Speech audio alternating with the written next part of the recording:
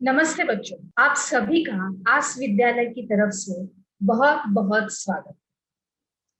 चलिए हम लोग अभी शुरू करते हैं। अध्याय 1।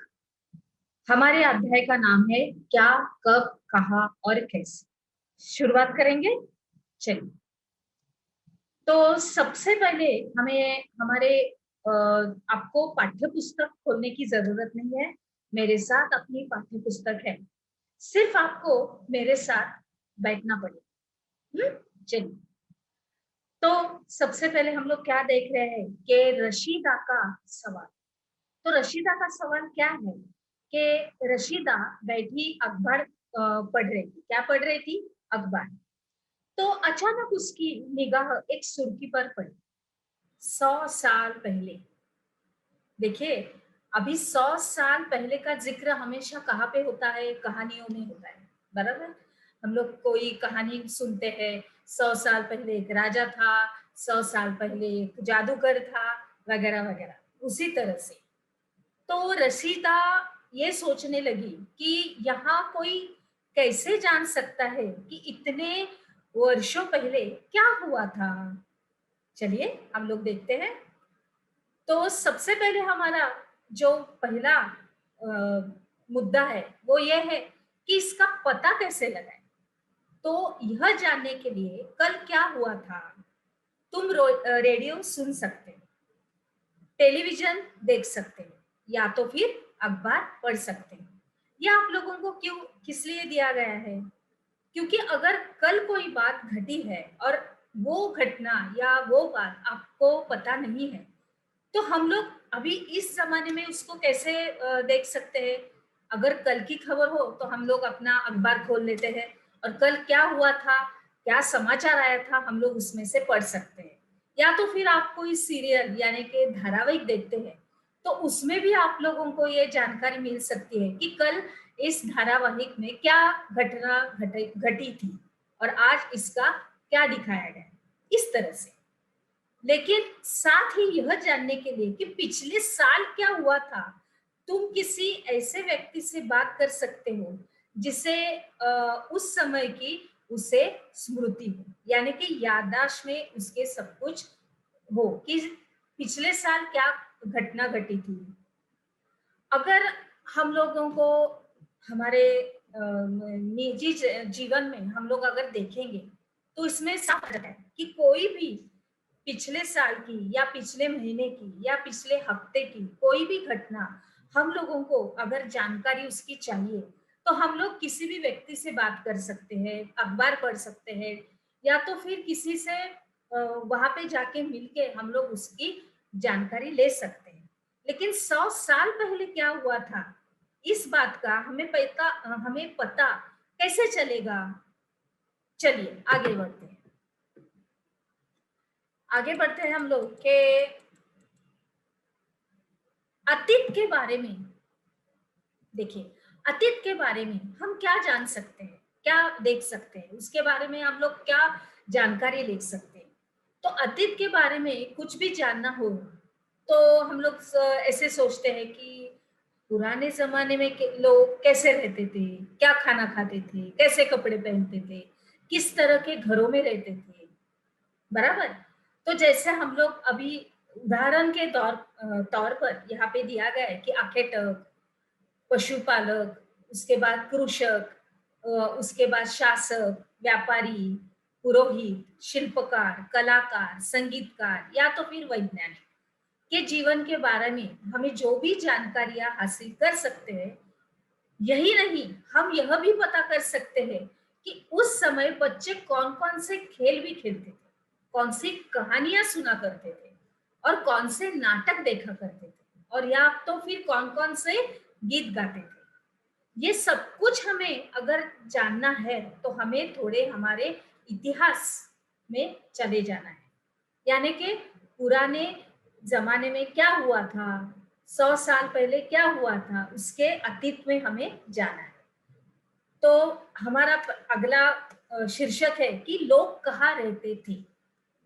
अभी मानचित्र दिया गया है इसके लिए पृष्ठ 2 पर के नर्मदा नदी का पता लगाओ, ये हमें दिया गया है। तो उसके बाद हमें क्या आता है कि कई लाख वर्ष पहले से लोग इसी नदी के तट पर रहे हैं। नदी के तट पर लोग क्यों रहते थे? क्योंकि वहां पे पानी है, और पानी हमेशा सभी चीज के लिए, पानी हमारे जीवन के लिए बहुत ही आवश्यक है। जैसे पीने के लिए है, नहाने के लिए है, कुछ धोने के लिए है, कुछ सब कुछ चीज के लिए हमें पानी की जरूरत हमेशा रहती है। तो ये जो पुराने जमाने के लोग थे, वो इस नर्मदा नदी के तट पर रहते थे, ये हमें तो पता चल गया।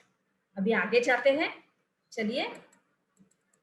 इसमें हमें आगे दिया गया है कि लोग इस नदी के तट पर रहे हैं, और यहाँ रहने वाले आरंभिक लोगों में से कुछ कुछ कुशल संग्राहक थे, जो आसपास के जंगलों की विशाल संपदा से परिचित थे, और अपने भोजन के लिए वे जड़ों, फलों तथा जंगल के अन्य उत्पादों का यहीं से संग्रह किया करते थे, और ये जानवरों का अखेट यानी शिकार भी करते थे। देखिए, अगर नदी के किनारे ये लोग रह रहे हैं, या तो फिर वहां पे उनका बसेरा है, तो वहां पे ये सारी चीजें उन लोगों को आराम से मिल सकती है। जैसे कि शिकार भी मिल सकती है, उसके बाद हमें शिकार भी मिल सकता है। वहां पे हम लोगों के आसपास के जंगल के फल फूल, यानी कि झाड़ियां, पत्तियां जो भी है वो भी हमें मिल सकती है। और उसे के हिसाब से ही, उसके हिसाब से ही ये लोग नदी के तट पर यानी पानी के आसपास ही पुराने जमाने के लोग रहते थे। बराबर, आगे बढ़े। चलो, आप लोगों को ऐसे लगेगा कि शुरुआत ऐसी हो गई है, हमारा अध्याय इस तरह से चालू हो गया है कि क्या, क्यों, कब, कहा, यानी कि ये सारी चीजें कैसे हमारे आसपास में आ गई। लेकिन हम लोग भी इस पुराने जमाने से ही आगे बढ़ रहे हैं, इसको लेके ही हम लोग आगे जा रहे हैं। तो हमारे पुराने जमाने में 100 साल पहले क्या हुआ था, इसकी जानकारी हमें मिलना बहुत जरूरी है। बराबर, आगे चले। अभी हम लोग जाते हैं आगे की तरफ। यहाँ पे हम लोग देखते हैं कि अब तुम उत्तर पश्चिम की सुलेमान और किरथर पहाड़ियों का पता लगाओ। ये क्या है सब? हम लोग कैसे पता लगाएंगे कि यहाँ पे क्या है? लेकिन इसके लिए हमारे पास नक्शा है, तो उसके हिसाब से ही हम लोग आगे आगे आगे आगे जाएंगे। अभी आगे बढ़ते हैं हमारे शीर्षकों में। अभी इस क्षेत्र में कुछ ऐसे स्थान हैं जहां लगभग 8,000 वर्ष पूर्व स्त्री पुरुषों ने सबसे पहले क्या किया, गेहूं तथा जौ जैसी फसलों का उपजाना आरंभ किया। इसका मतलब क्या है बच्चों, कि इस पुराने जमाने के लोगों ने ये पता कर लिया कि जैसे हम लोग कोई बीज बोते हैं, तो उसमें से हमें कुछ ना कुछ तो फसल मिलती है, और उसके हिसाब से ही उनको ये सब कुछ पता चला कि हम लोगों को ये फसल उगानी है, जिससे हमें खाने के लिए रोटी मिल सकती है, इस तरह से। उसके बाद उन्होंने भेड़, बकरी और गाय, बैल जैसे पशुओं को पालना शुरू किया। अभी देखो, भेड़, बकरी, गाय ये दूध देने के लिए होते हैं, इनका मांस भी खाया जाता है। उसके बाद इनको खेतों में भी काम पे लगाया जा सकता है। जैसे बैल है, उनका खेत जोतने के लिए उसका इस्तेमाल किया जाता है। इस तरह से ये पालतू जानवर उन्होंने बनाए। अभी ये लोग गांव में रहते थे। उत्तर पूर्व में गारो तथा मध्य भारत में विंध्य पहाड़ियों का पता लगा। इसी बीच हमें ये दिया गया है। ये जैसे हमें चुनौती है बच्चों कि चलो हम लोग इस साल कुछ कुछ चीजों का हमें क्या करना है, खोज करनी है उस चीजों की, इस तरह से। और ये कुछ अन्य ऐसे क्षेत्र थे जहां कृषि का विकास हुआ, जहां सबसे पहले चावल उपजाया गया। वे स्थान विंध्य के उत्तर में स्थित थे। किधर? विंध्य, विंध्य पर्वत के वहां पे ये सब कुछ स्थित है, यानी कि ये यहाँ पे सब लोग रहते थे। अभी आगे हम लोगों को एक नक्शा दिखाई दे रहा है, मानचित्र 1, उपमहाद्वीप का प्राकृतिक मानचित्र।